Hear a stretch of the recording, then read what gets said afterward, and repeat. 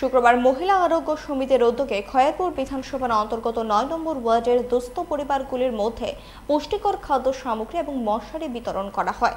উপস্থিত ছিলেন এলাকার বিধায়ক রতন চক্রবর্তী, কর্পোরেটর উত্তম কুমার ঘোষ, মণ্ডল সভাপতি অমিত কুমার নন্দী, মহিলা মোর্চার সভানেত্রী পম্পি বীর সহ আরো অনেকে।